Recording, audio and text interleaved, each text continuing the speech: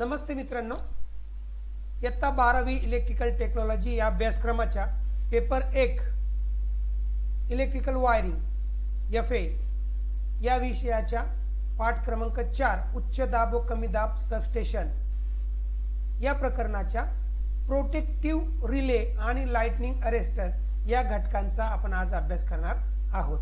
माझे नाव संजय पवार, मी मराठा विद्याप्रसारक संस्थेच्या श्री छत्रपती शिवाजी विद्यालय व ज्युनियर कॉलेज खेडगाव तालुका दिंडोरी येथे कार्यरत आहे। तर मित्रांनो, मागच्या व्हिडिओमध्ये आपण बघितले होते सबस्टेशन आणि सबस्टेशनचे प्रकार। या सबस्टेशन मध्ये पुढील प्रकारची संरक्षक साधने वापरलेली असतात। एक relay, protective relay, 2 lightning arrester, 3 insulator, 4 switch gear. Protective relay substation यंत्रणेमध्ये अनेक दोष निर्माण होतात। जे साधन अशा दोषांच्या वेळी सर्किट ब्रेकरला सिग्नल देते आणि त्यानंतर सर्किट ब्रेकर हे ट्रान्सफॉर्मर किंवा इतर यंत्रणेचा सप्लाय तात्काळ बंद करते, अशा साधनाला रिले म्हणतात। रिले व सर्किट ब्रेकरमुळे सर्व यंत्रणेचे म्हणजे ट्रान्सफॉर्मर असेल, मोटर्स असतील किंवा आणखी काही उपकरणं असतील, या उपकरणांचे दोषांपासून संरक्षण केले जाते। रिले हे साधारणपणे इलेक्ट्रोमॅग्नेटिक, थर्मल किंवा इंडक्शन प्रकारचे असतात। आकृतीमध्ये रिलेची रचना दाखवलेली आहे। आता एक साधा रिले, अगदी बेसिक रिले या ठिकाणी दाखवला आहे। इलेक्ट्रोमॅग्नेटिक किंवा विद्युत चुंबकीय रिले, या ठिकाणी एक कॉइल दाखवली, कॉइलचे 2 टर्मिनल इथे दाखवले आहेत आणि उरलेले हे 1, 2, 3 हे कॉन्टॅक्ट टर्मिनल आहेत। त्यापैकी हा जो मधला आहे याला म्हणतात कॉमन टर्मिनल। हा जो आहे कॉमन टर्मिनल आणि हा जो वरचा आहे हा सध्याच्या परिस्थितीत सप्लाय नसताना जुळलेला आहे, म्हणून त्याला म्हणतात नॉर्मली क्लोज्ड कॉन्टॅक्ट। आता नॉर्मली क्लोज्ड म्हणजेच NC आणि हा जो खालचा आहे याला म्हणतात नॉर्मली ओपन म्हणजेच NO कॉन्टॅक्ट। तर या NC चं इथं काढले टर्मिनल म्हणजे हा पॉइंट NC, हा NO, हे 2 कॉइलचे टर्मिनल आणि हा कॉमन टर्मिनल। तर कॉइलला सप्लाय साधारण बेसिक रिलेच्या बाबतीत कॉइलला सप्लाय हा DC दिला जातो। DC 6 volt, 12 volt, 24 volt, 36 volt या प्रकारचे ते रिले असतात। तर हा बेसिक रिले, या ठिकाणी पण 2 रिले दाखवले, हे AC टाईपचे रिले आहेत। आता या रिले मध्ये हे रिले आपण हाय टेन्शन लाईन मध्ये जोडू शकतो, पण हे सिटी मार्फत जोडले जातात। सिटी म्हणजे करंट ट्रान्सफॉर्मर। आपल्याला माहितीच आहे की करंट ट्रान्सफॉर्मरचा उपयोग हा कशा करता होतो, तर छोट्या मीटरने म्हणजे करंट ट्रान्सफॉर्मरचा उपयोग हा छोट्या ॲमीटरने उच्च AC करंट मोजण्याकरता केला जातो। करंट ट्रान्सफॉर्मर काय करतो, उच्च करंटचं रूपांतर कमी करतो, म्हणजे उच्च करंट कमी करतो आणि मग तो साध्या मीटरला जोडला, साध्या ॲमीटरला जोडला की आपल्याला समजा त्या लाईन मधून 1000 एम्पियर करंट वाहत असेल आणि त्याचा 100 पट कमी केला जातो सिटीने, तर म्हणजे तो 10 एम्पियर फक्त राहील।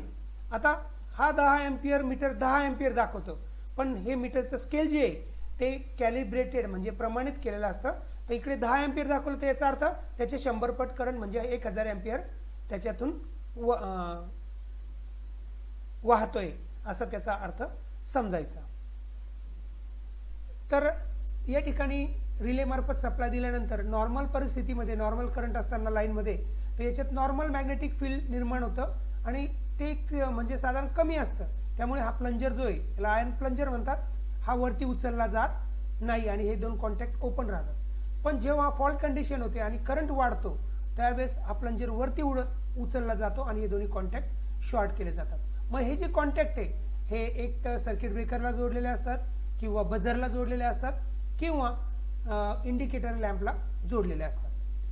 त्यानंतर इथं थोडा वेगळ्या प्रकारचा इथे हिंज दाखवली आहे म्हणजे बिजागरी, तर इथं स्प्रिंगचे साइन इथं बांधून ठेवलेलं आहे।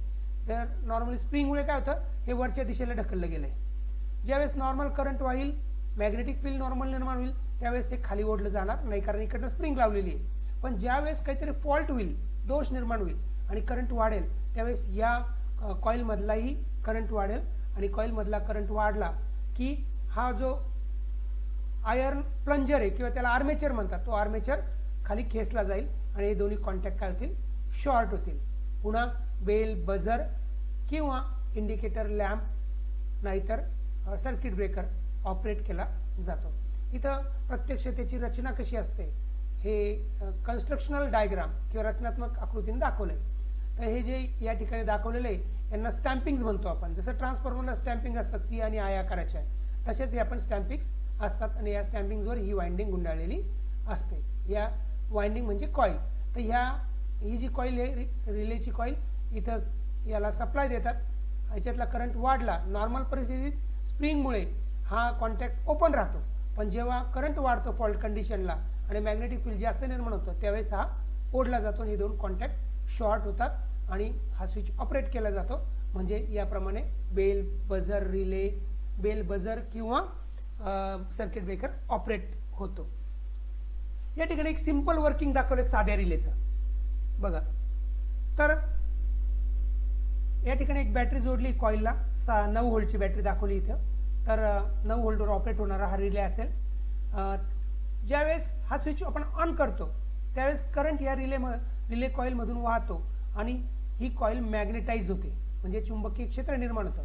आता सुरुवातीच्या परिस्थितीत या लॅम्पला 230 व्होल्टच्या लॅम्पला 230 व्होल्ट सप्लाय दिलेला आहे, पण हा स्विच ओपन आहे, रिलेचा कॉन्टॅक्ट ओपन आहे, म्हणून मग हा लॅम्प लागत नाही. हा ओपन आहे म्हणजे कोणता आहे, हा NC इथं हा वरती लाईन पूर्ण दाखवलेली नाही, हा NC कॉन्टॅक्ट आहे. आणि हा जो आहे तो नॉर्मली ओपन NO कॉन्टॅक्ट आहे. हा NC म्हणजे नॉर्मली क्लोज. तर आता ज्यावेळेस हा स्विच ऑपरेट होतो तर करंट वाहतो, मॅग्नेटिक फील्ड निर्माण होतं आणि हा जो प्लंजर आहे किंवा स्विच, हा स्विच इकडच्या बाजूला असा येतो आणि हे 2 पॉइंट जोडले जातात. त्यामुळे हा सप्लाय लॅम्पला मिळून हा लॅम्प ऑपरेट होतो. लॅम्पच्या ऐवजी आपण बेल बझर पण वापरू शकतो, हा पायलट लॅम्प असेल, किंवा याला आपण आणखी दुसरा एखादा रिले वापरून आपण सर्किट ब्रेकर वगैरे वापरू शकतो. या ठिकाणी हे रिले काही दाखवले आहेत. हे रिले साधारणपणे इंडक्शन टाईपचे रिले आहेत. तर इंडक्शन टाईपचा रिले या ठिकाणी दाखवलाय बघा. या रिलेमध्ये एक मॅग्नेट यू टाईप मॅग्नेट असतात, त्याला कॉईल जोडलेली असते. ज्यावेळेस या कॉईल मधलं नॉर्मल करंट असेल तोपर्यंत हे जे फ्लक्स असतं याच्यातलं आणि त्याच्यामध्ये ही ॲल्युमिनियम डिस्क ठेवलेली असते, ती ऑपरेट होत नाही, फिरत नाही. पण ज्यावेळेस करंट वाढतो त्यावेळेस मॅग्नेटिक फ्लक्स इथलं वाढतं. हे मॅग्नेटिक फ्लक्स ही ॲल्युमिनियम डिस्क अडवते आणि तिच्यामध्ये ईडी करंट निर्माण होतं. या ईडी करंटमुळेही स्वतःचं डिस्कचं फ्लक्स निर्माण होतं. हे फ्लक्स आणि ह्या मॅग्नेटचं फ्लक्स, या दोन्ही फ्लक्समुळे एक इंटरॅक्शन होते, आंतरक्रिया होते आणि ही डिस्क रोटेट होते. आपले जुन्या टाईपचे जे मीटर होते, रीडिंग घेणारे मीटर, म्हणजे आपण त्याला एनर्जी मीटर म्हणतो, ते एनर्जी मीटर याच तत्वावर, इंडक्शन तत्वावर कार्य करणारे होते. त्याच्यामध्ये पण डिस्क असायची. तर ही डिस्क आहे, ही रोटेट होते आणि ही रोटेट झाली तर या ठिकाणी 2 कॉन्टॅक्ट असतात आणि हे कॉन्टॅक्ट बरोबर जुळतात. तर ही इथपर्यंतच रोटेट होते. फक्त कॉन्टॅक्ट जुळले की लगेच या कॉन्टॅक्टमुळे बेल बझर किंवा सर्किट ब्रेकर ऑपरेट होतो. तर हा सुद्धा AC प्रकारचा रिले, याला सुद्धा सिटी मार्फतच सप्लाय दिला जातो या कॉईलला.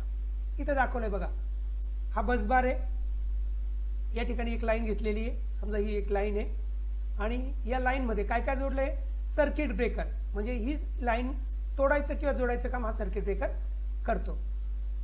त्याच्यानंतर याच लाईनवर एक रिले करंट ट्रान्सफॉर्मर जोडलाय बरोबर, आणि या करंट ट्रान्सफॉर्मर एक रिले जोडलेला आहे, रिलेची कॉईल आहे.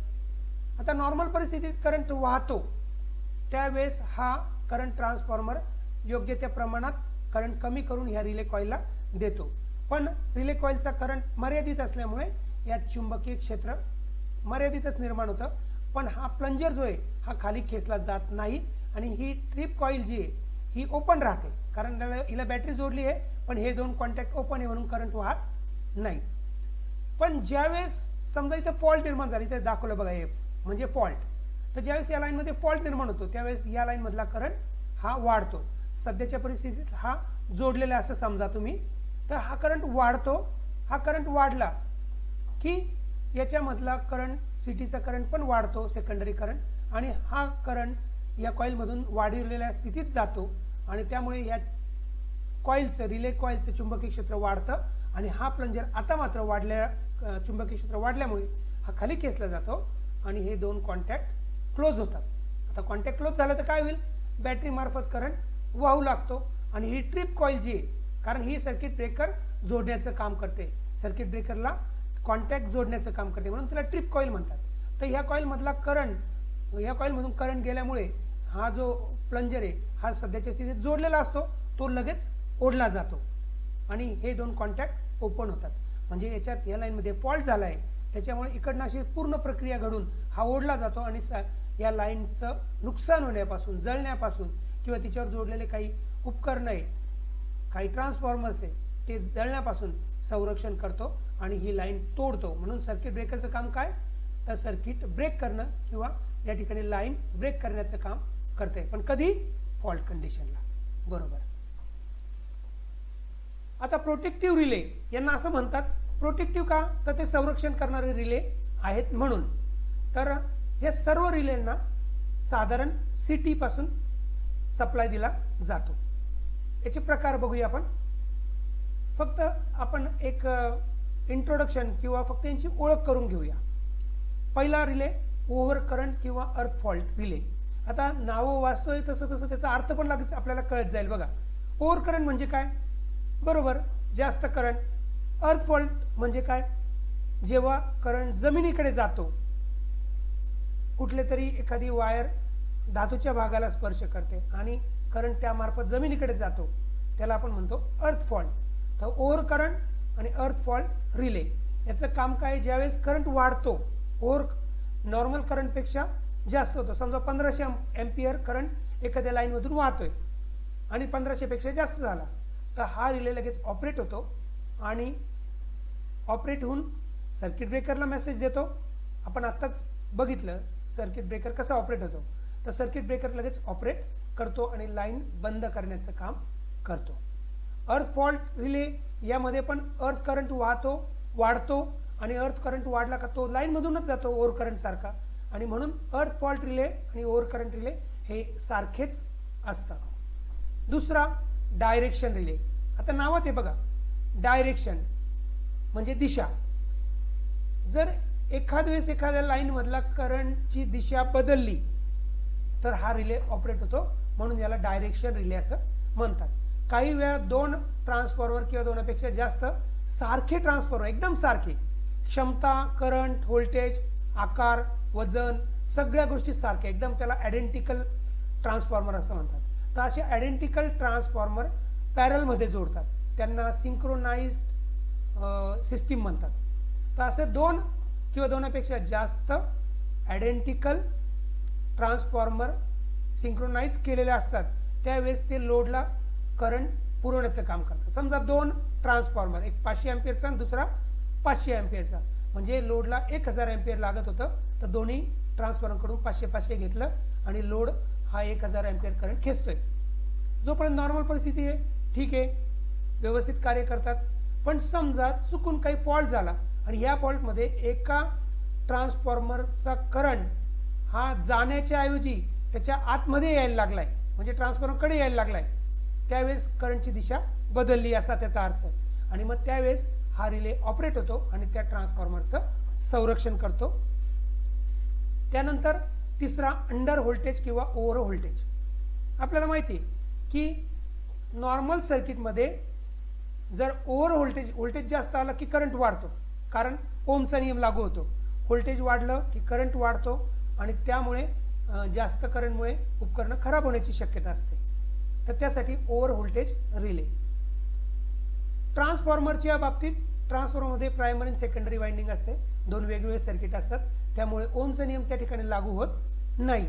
तर अंडर व्होल्टेजमुळे त्या ठिकाणी काय होतं की लोड तर तेवढाच असतो, पण व्होल्टेज कमी झालं तर लोड काय करतो, तेवढी पॉवर जनरेट करण्यासाठी जास्त करंट खेचण्याचा प्रयत्न करतो.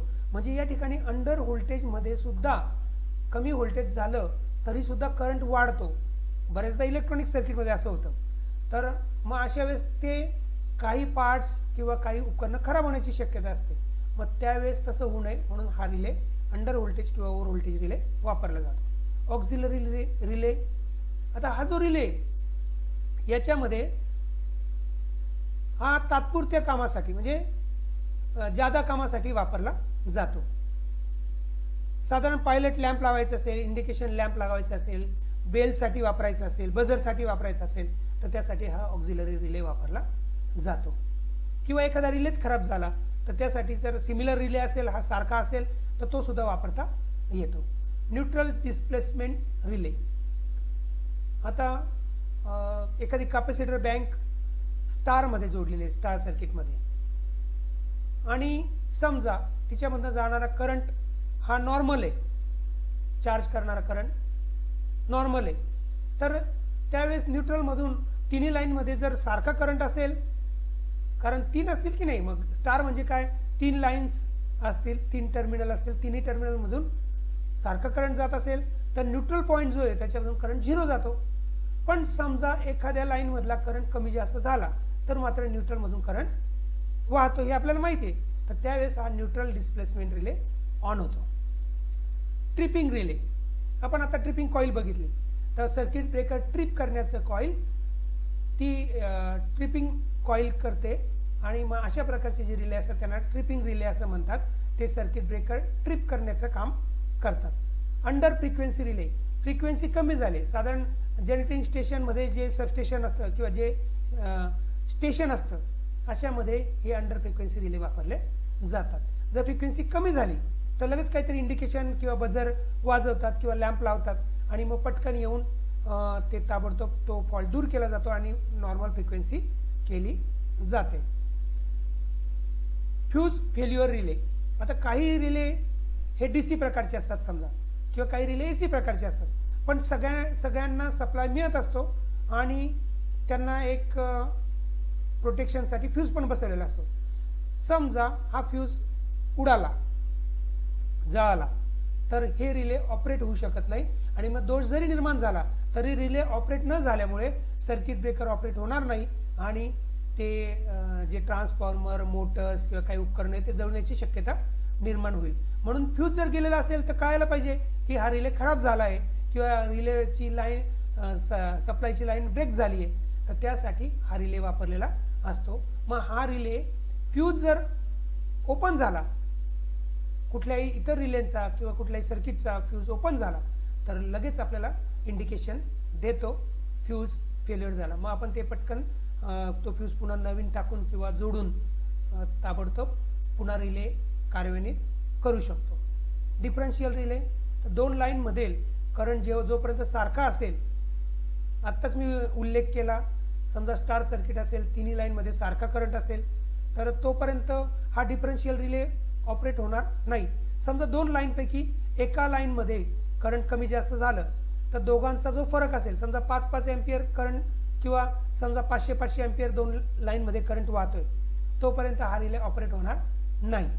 पण जर एखाद्या लाईनचा करंट जर 500 पेक्षा कमी झाला, समजा 450 झाला, तर त्याच्यामधला फरक किती झाला, आधी 0 होता, 500 वजा 500, आता 500 वजा 450 म्हणजे 50 एम्पियर झाला.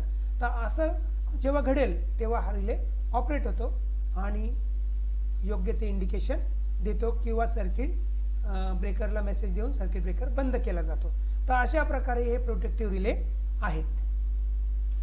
आता आपण बघू लाइटनिंग अरेस्टर. आपल्याला माहिती आहे की आकाशातली वीज जेव्हा पावसाळ्याचे दिवस असतात त्यावेळेस ढगांमध्ये चार्ज निर्माण होतो आणि हा चार्ज जमिनीकडे आकर्षिला जातो आणि त्यामुळे ती वरती जो प्रचंड प्रमाणात चार्ज साठलेला असतो तो झपाट्याने जमिनीवर येतो आणि डिस्चार्ज होतो.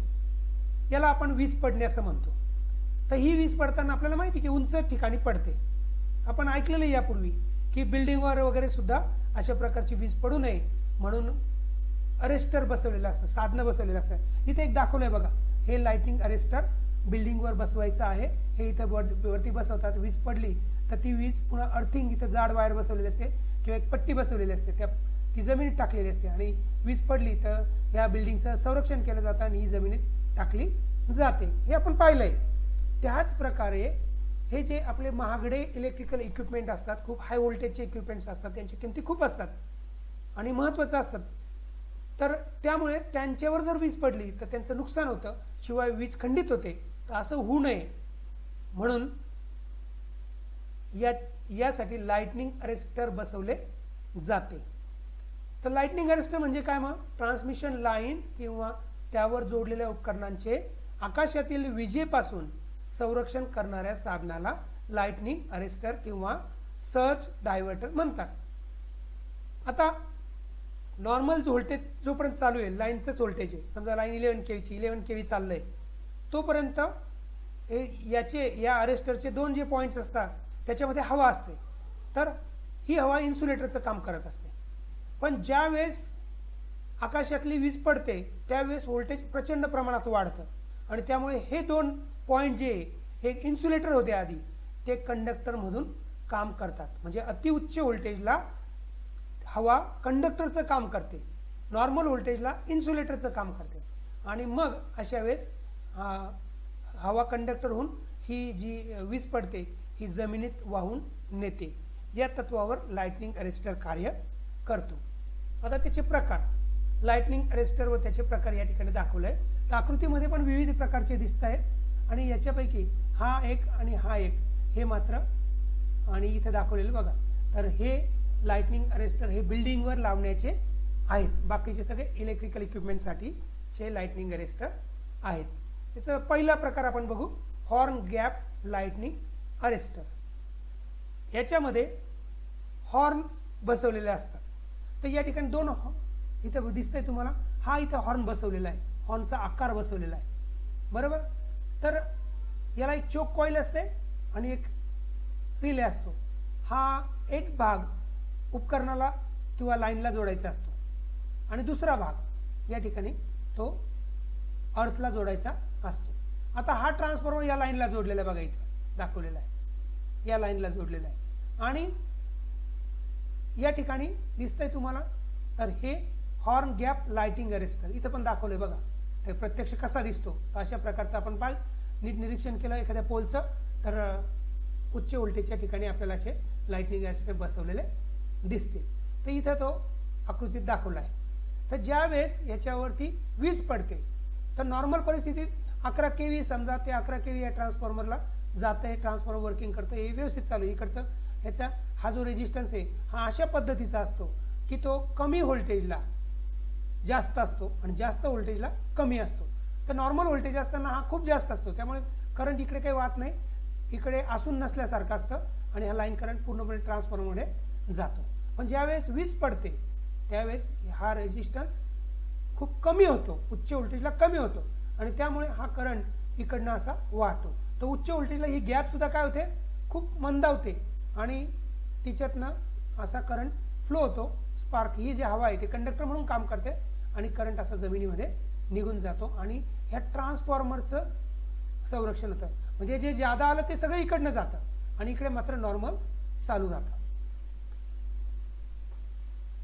बघा तेच या ठिकाणी सांगितलेलं आहे.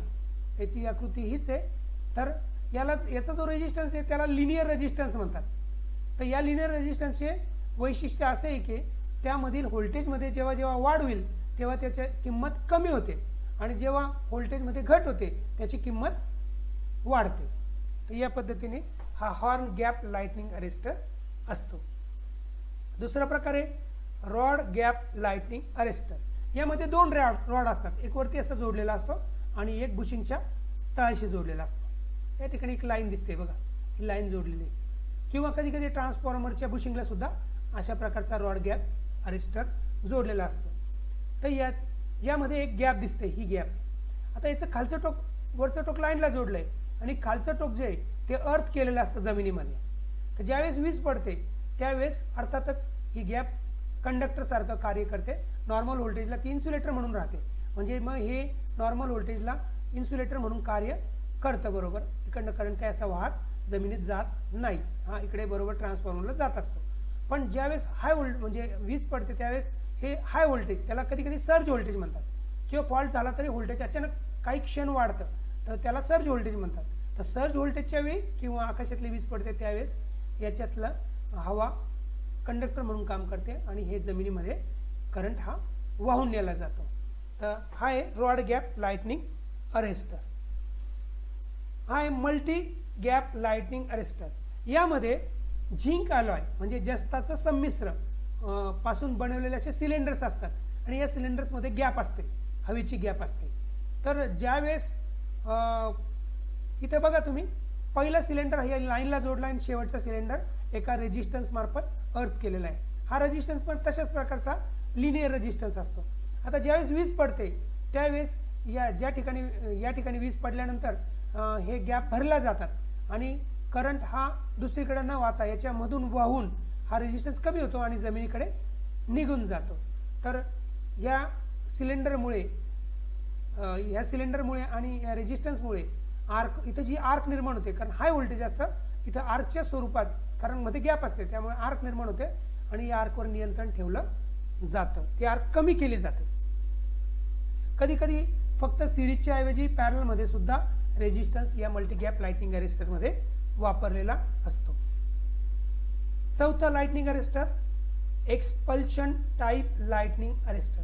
आता या ठिकाणी जोडणी करून दाखवली बघा. हा वरती बुशिंग जे आहे त्या बुशिंगला दुसऱ्या प्रकारचा एक रॉड गॅप प्रकारचं लाइटनिंग अरेस्टर वापरलेला आहे आणि त्याच्या खाली ही जी ट्यूब दाखवलेली आहे तर हिला म्हणतात एक्सपल्शन टाइप लाइटनिंग अरेस्टर. याला प्रोटेक्टर ट्यूब असेही म्हणतात, कारण याच्यामध्ये फायबरची एक ट्यूब वापरलेली असते आणि इथं मध्ये बघा इथे थोडीशी गॅप असते, एअर गॅप असते. वरचा पॉइंट जो आहे तो हॉर्न गॅपला जोडलेला असतो. इथे दिसतंय, हा इथे हॉर्न गॅप दिसतोय बघा इथे मोठ्या आकृतीमध्ये, हा हॉर्न गॅप अरेस्टर. तर इथे वरचा पॉइंट ट्यूबचा जोडलेला असतो आणि खालचा जो पॉइंट आहे तो हा अर्थला, हा जो इलेक्ट्रोड आहे हा अर्थला जोडलेला असतो आणि त्यामुळे या एक्सपल्शन टाइप लाइटनिंग अरेस्टर मुळे या कंडक्टरला किंवा लाईनला संरक्षण, विजेपासून संरक्षण मिळतं. इथे बघितलं तुम्ही की बुशिंग आहे, हा क्रॉस आर्म म्हणतात त्याला, आडवा क्रॉस आर्म, हा पोल आहे आणि या पोलवर हे बुशिंग आहे आणि बुशिंगला कंडक्टर जोडलेला आहे. लाईनचा कंडक्टर असा तो इथनं हँगिंग असतो, तरंगता असतो आणि त्याच्या बरोबर खाली ही प्रोटेक्टर ट्यूब किंवा एक्सपल्शन टाइप लाइटनिंग अरेस्टर जोडलेला असतो. अशा प्रकारे लाइटनिंग अरेस्टर आकाशातील विजेपासून सगळ्या विद्युत साधनांचे तसेच ट्रान्समिशन लाईनचे संरक्षण करण्याचे काम करते. धन्यवाद. नमस्ते.